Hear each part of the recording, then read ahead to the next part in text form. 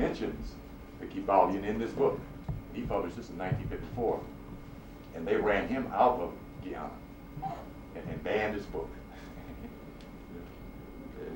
Well, okay, let's get started here. I want to do something very interesting. It's just kind of came to my mind today.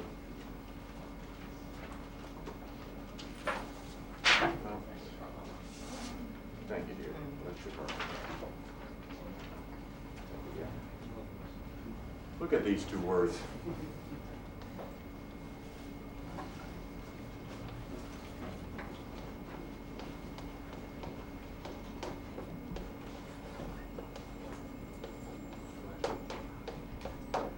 Isn't that interesting? Very interesting construction of concepts. But there's a tremendous amount of accuracy there. One who can foresee can profit. The first time I heard his brothers running down the economic thing about that, this is the white boy, he wants to profit. He does some strange analysis over the years about this black and white issue. But we need to get into both of those. You know, we need to profit on both sides of the line of life. To gain is the root derivative of both of those words. To gain. You have a prophetic faculty in your brain. Prophecy is not especially set aside for the chosen few. It is a part of human mental functioning. The problem has been no one educates the faculty of foreseeing and foreknowing. But it's certainly an ability that human beings are supposed to have. But that just caught my mind because I'm going to deal with some other little things that will be just as interesting. We're dealing with the clock of destiny. This is the clock of destiny. Essentially, in as much as symbology, numerology, and astrology are all found functioning in this circle of 360 degrees, this is the essence of Morris science.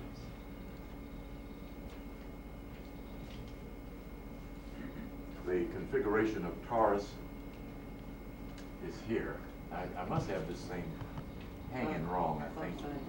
Well, there really isn't any upside down because wherever you look, the quote animals are going to be, some of them are going to be upside down. We're not talking about looking at a straight picture this way. We're talking about looking at the picture this way. I should have put it on the ceiling. We talked about Aries last time, the ram, which is the head.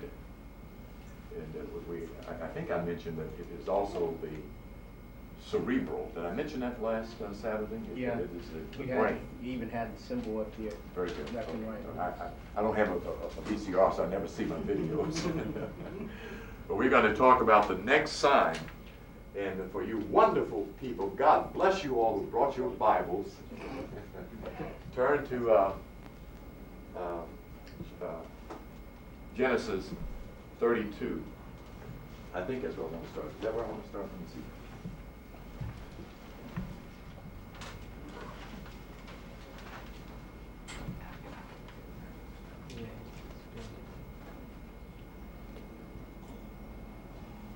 I think I did it again.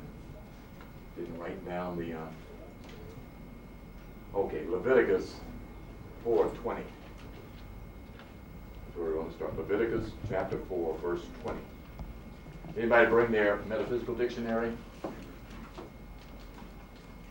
Okay, turn to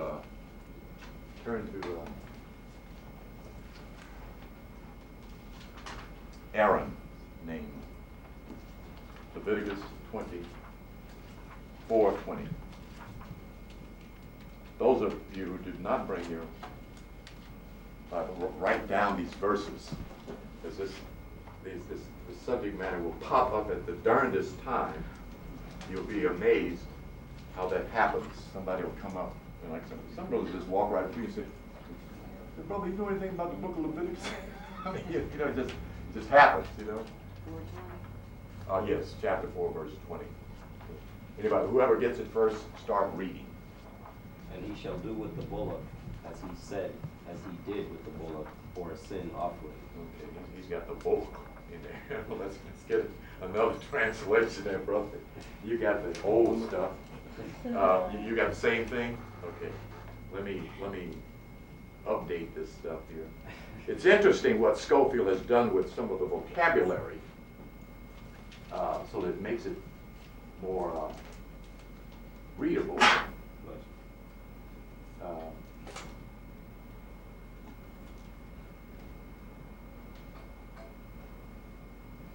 Okay, you're reading chapter 4, right? Yes. Verse 20.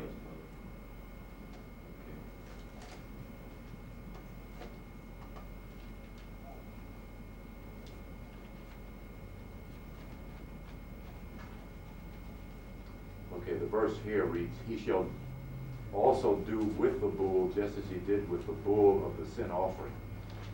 I didn't where I wanted to start. Where I wanted to start was what I called out first, Genesis 32. What we're going to talk about in biblical translation is this.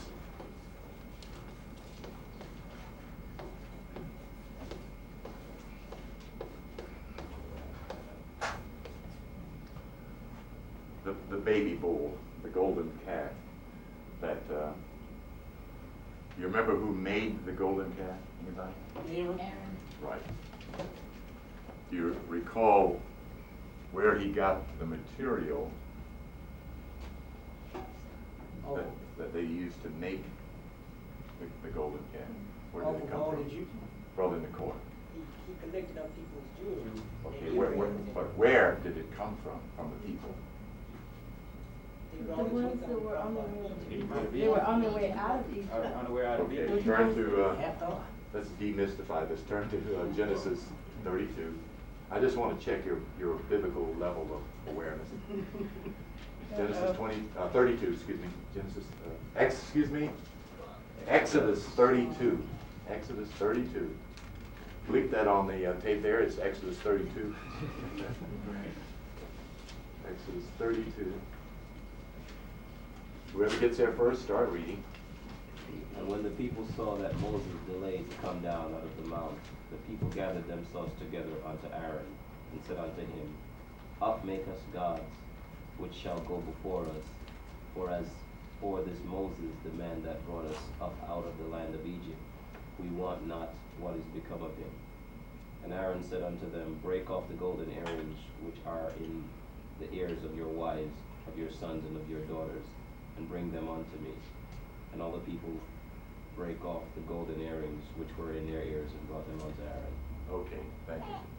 So the gold came from their ears, and the faculty of the Taurian personality is the capacity to hear.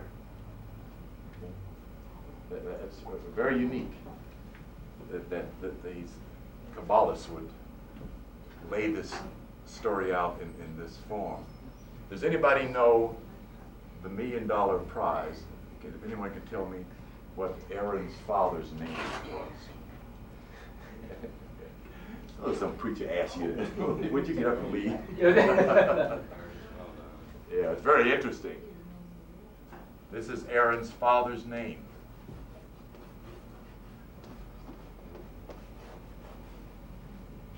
Isn't that interesting? Now, those that were here last Saturday, they know that Aries is called what? And the father of the quote Hebrews, his first name was what? No, it was not. Abram. All right.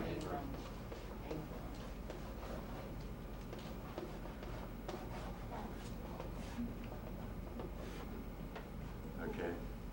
So that we see the proceeding of this development of these 12 signs these 12 names, these 12 tribes, these 12 sons. Yes? What was the significance again, or did we talk about it, adding the H to Abram? No, he didn't add an H, he added Ham. Well, that's what I'm saying, that, you know, you end up putting an H1 there. Ham means, it's right in there, it means black fire. Okay. Is what Ham means. Okay. Black fire. It should have stated, had he not been a white boy, original fire, because the white fire comes out of the black fire. Out of the darkness cometh the light. When you read the story of Solomon filling the temple, he didn't fill it with white light, he filled it with black spirit. But Reverend Biscuit don't seem to get to that one. I don't know why, but that's okay. We need to do that because we have to vindicate the concept of black in our consciousness. We have to vindicate that. So we don't hand that concept to our children. If we understood the devastation of the negative attitude that our children have about themselves and each other and us, then we could understand why it is so easy for a black boy to shoot another black boy who looks like him. Shooting something he hates, has no respect or appreciation for it. Okay, I'm going to try not to vary too wide here. I keep consuming the time with my little dissertations, and I end up, when I get home, it looks, I didn't tell him this, I didn't tell him this. So I'm going to try to stay away from it. Okay, let's go on with Genesis. My brother, read us Aaron's name. Okay, Aaron, illumined, enlightener, mountaineer, very lofty, brother of Moses of the Israelite tribe of Levi, and first high priest of Israel. Stop right there. First high priest. Okay. Now, we are not talking about Abraham, who was one cycle. Abraham was the Aryan cycle. What we're talking about now is the Taurian cycle. That's why you have these varied prophets, saviors, coming at various times. They each mark a part of the total cycle of the evolution of the human race, the planet, and the solar system. That's the demarcation sign and point in which one cycle changes. In the Bible, in biblical lore, the prophet changes. Okay. Noah, who is after Noah? Abraham, who's after Abraham? Moses, David, Solomon, Jesus. Okay. Who is the prophet for our cycle? No, he's not. If he had been, he would have been commanded to come to all of the people. The New Age prophet has not gotten here. He's not in the West. He's on the planet. He's not in the West. How will we know it? He'll let you know it. But it's not religion, again. We're not in a religious cycle. This is a knowledge cycle. The age of Aquarius. Okay, but I don't want to get too far off here. I'm doing it again. Okay. Where did you stop in that reading of, read the metaphysical meaning of Aries. Executive power of divine law, Aaron, the first high priest of Israel and the bearer of intellectual light to the Israelites, signifies the ruling power of the intellectual consciousness. The making of the molten calf by Aaron signifies the false states of thought, idols that is, that man builds into his consciousness when he perceives the truth but does not carry his spiritual ideals into execution, choosing instead to let his thoughts function in a lower plane of consciousness. Okay, now, while we're doing something else, you turn to Moses. I don't have you read Moses a little later. Okay, I want you to look at this concept here, this word, a Eurocentric construct And I'm going to ask you a question. What secret do you see in there? Those who have eyes to see. There's a secret, a wonderful secret there that you already know about. R.A. Who? R.A. Look again. Huh? Aura. Look again. Down. Down. I think we had some prophets in here. Some seers in here. Yeah. That's the so-called Hebrew spelling of this. What part of the physiology does Taurus govern or influence or rule? You said Aries, didn't you? You said Aries? Taurus. What part of the physiology? Huh? Well, that's one part. Nobody knows? Is it the Wait a minute. Oh, Taurus, raise your hand. The throat. Thank you. Yeah, because you know yourself when somebody holds up the mirror. You know, that's the other importance of getting a mirror for self-knowledge, you know, so that you will know that you know. The cosmology is based on the fact that you know. Study, practice, and attentiveness to self brings it so that to the point where you know that you know. Then you can function. Partly a response to your question, why do people pretend they know something when they don't? It's because they really do know it, but they don't know that they know it, but they feel that they do. And it's a tremendous, there I go again, going where? Let me stop right. I have to catch myself. Yeah, I'm Sagittarius with Gemini rising, talk you to death. Okay, let me jump back here to Taurus. The throat, okay? Now, the symbol or glyph, as it's called, it's supposed to be a circle of infinity.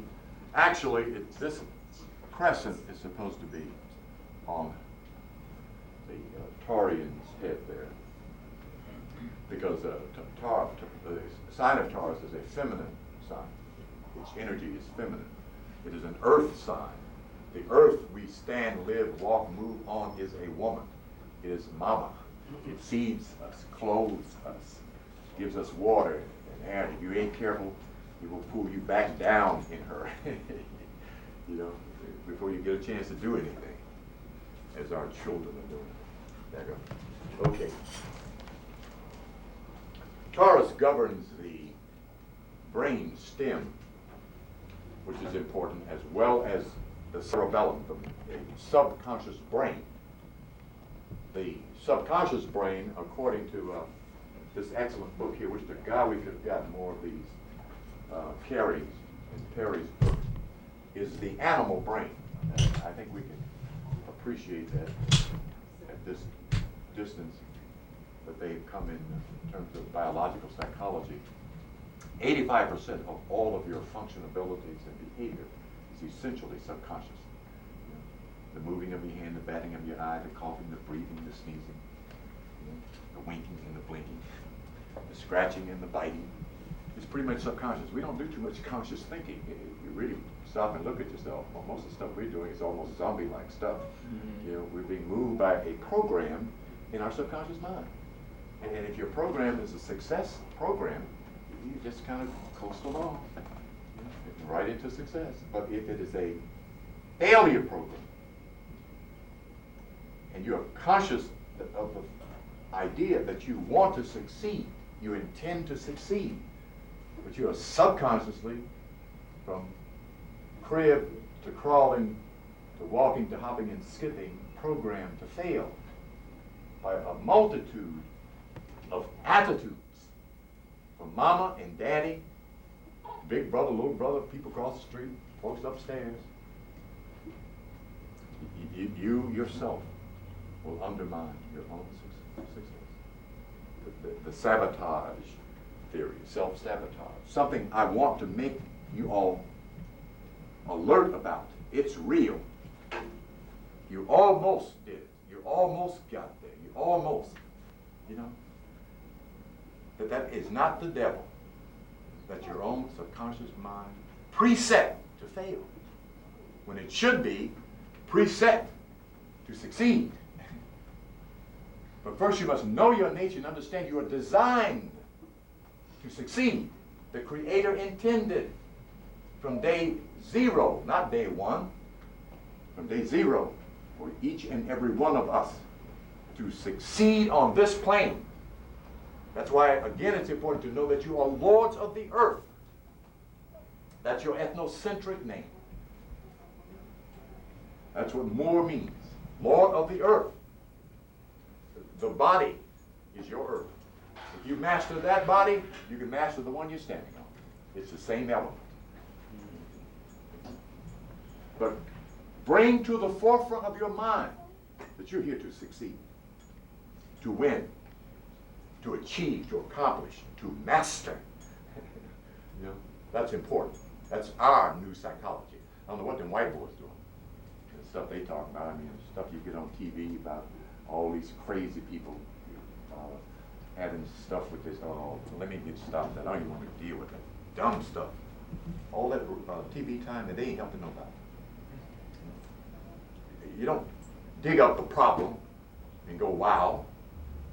You dig up the solution and go, yeah, we got it. You know? We need to know we're our own solution. What you yearn to know is right behind the yearning itself. You got all your own answers. You got all of them. That's why it's important to know that God is in you, working through you, as you. Okay? That's important to know. You know, very important. I got so passionate about it one day I started about it on the street and preached the gospel of God. And when I discovered that, very important. Okay. I'm going to get into the cell salt here, but I want to share a little bit more information about what's in this brainstem and cerebellum. A, your sleep clock is in your neck. That's how you go to sleep. When this biochemical nervous system clock clicks off, you pass out. That's how you go to sleep. When it clicks back on, and what it clicks on and off is very significant to positive self-image psychology and success. It clicks your image back on and clicks your image off. If your subconscious can't see what you look like, it can't hold you propped up in the bed so you can watch TV all night. Okay? You actually forget what you look like when you go to sleep. When you wake up, it's because your subconscious mind begins to remember what you look like, sitting up, getting up, going to the toilet or stumbling all over the room, whatever you do when you get up in the morning. Okay? That's very important. That's the difference between mobility and paralysis. If you can't see yourself moving, you can't move.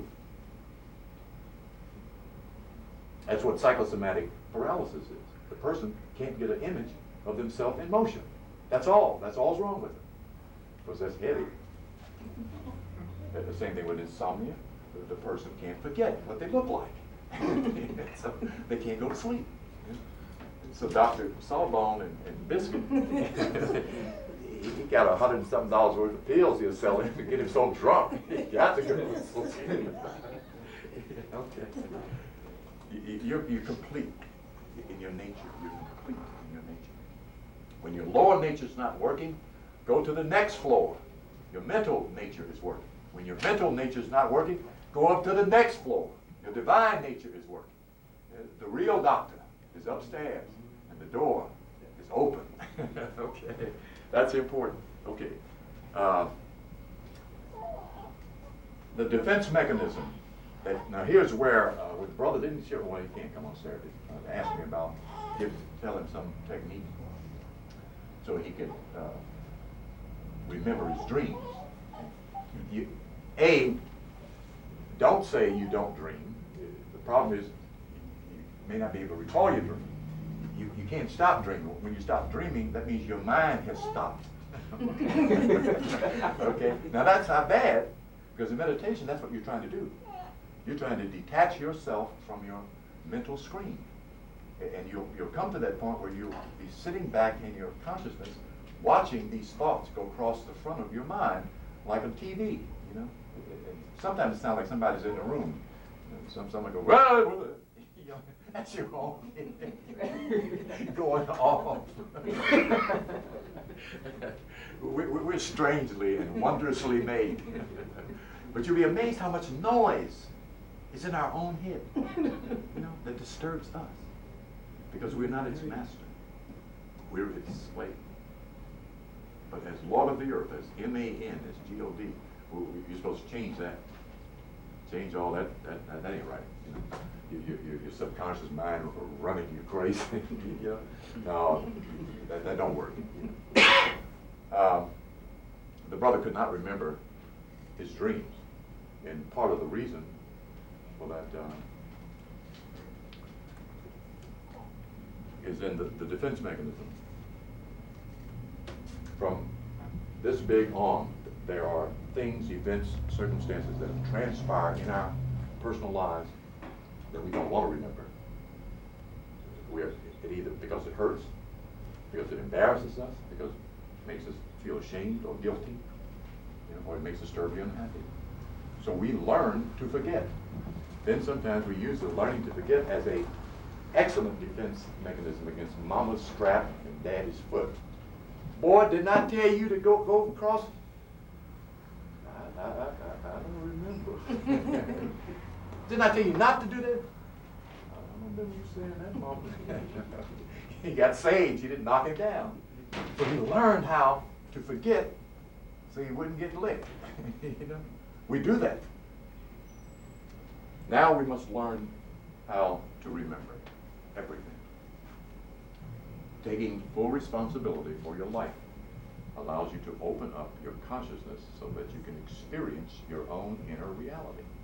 That's all you have to do. And then, of course, take your vitamin B complex, your neuron transmitters, which often is part of the problem why we don't remember, you know, or we have weird dreams, nightmares, ghost stuff chasing. I remember the first time I had it, but it was significant later on. I found out this dream where I was being chased, not being chased by snakes, but I found myself down in a pit, like broken down the walls of a house, and all these snakes are down there. I was walking along the edge of it, and then one of them started up the side, and I jumped up, but it wasn't a dream. That was an astral experience. You know, I could feel myself jumping and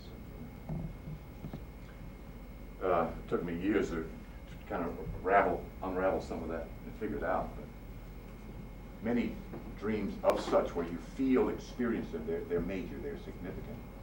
Your higher self is trying to tell you something through your sub-level mind. It wants you to know something. So if you have an unusual dream, write it down. When you wake up, the next one you remember it. Don't sit there worrying that something is after you. Write it down. Then ask your spirit what it means. That's all you have to do. Ask it. Because your spirit, you ask it in the same place where the dream came from. Inside yourself. Okay. We just said that the throat chakra is also in the neck. Very, very important center, because here is where you speak words of power. When you open your mouth to say something, power, remember, power is behind it. The more you meditate and chant, the more power you're going to have. Not next year, next 5 minutes after you get through chanting, you got more power than you had. 5 minutes. Okay? Don't interrupt me, brother, because I'll forget something. I know I will. Bear with me here, man. That's important to know so that you don't walk out of here and walk outside and re-condemn your success 5 minutes later. Keep your consciousness changed once you change it. When you meditate, when you chant, you change your consciousness. Stay there. Keep on focus. Never mind what was wrong 30 minutes ago or day before yesterday. It's not wrong anymore on the mental plane, which means it must become correct on the physical plane. The mind governs down here. Keep that in mind. Keep that one in mind. Okay, your melanocytes are in your brain.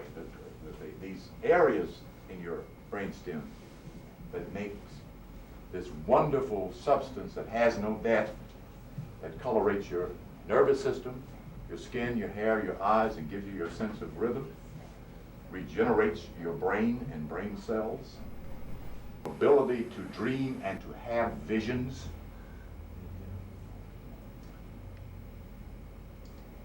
which is another interesting area. All of the books on visionaries and psychic phenomena, all written by Europeans who have almost no melanin. That's why I know the problem on the total level of the African American population is the illusion of inferiority. And we have to get over that illusion. We've been undermined, tricked, slicked out of our own mind, and we got to get it back. And you go in to your own mind to get your mind back. He doesn't have it. He just told you you wasn't worth nothing. And he didn't even tell you that. He told your great mama that, and she told everybody else. You know, to save you is why she lied about you. That's one of the revelations of Cobb's and Griggs. One of the wisest things the black woman could was to make her boy instead of a man, to save his life, so we could get here. Because if she had raised up a man who would have become a warrior, they would have killed him. And they did. That's what Cobb's pointed out. At a certain point, black women start telling their male child, boy, behave, act like you got some sense. Boy, boy, boy. She called him boy. She told the white child, stand up there and be like your daddy, like Master so-and-so. Made him in a man on this side of her, and made her a boy on this side of her. Interesting work this black woman did. So he wouldn't sass. Don't you sass, Master, now. That's what she said when he was this big. She said, don't you sass, Master, now. That's what she said when he got to be that big. So he's still, yo, come on. That's an illusion. He's pretending to be weak, pretending to be minus strength. That's an illusion. Like mama. Wisdom, the wit. How's she going to save her children? She said, I'm going to save it. I got to keep that boy from getting himself killed, because if he gets killed, that man will kill him. Okay. The Ethusian tube is also in the neck. So the neck, this valve that allows you to hear words exteriorly, but it's also part of your spiritual mechanism, because you hear inwardly. We have an inner ear where we hear the spirit. And it's the audio nerve center, when it becomes illumined, you can hear from here to Chicago, from here to California, or from here to heaven. Depends on what plane you stand on. That's all in your Taurian neck.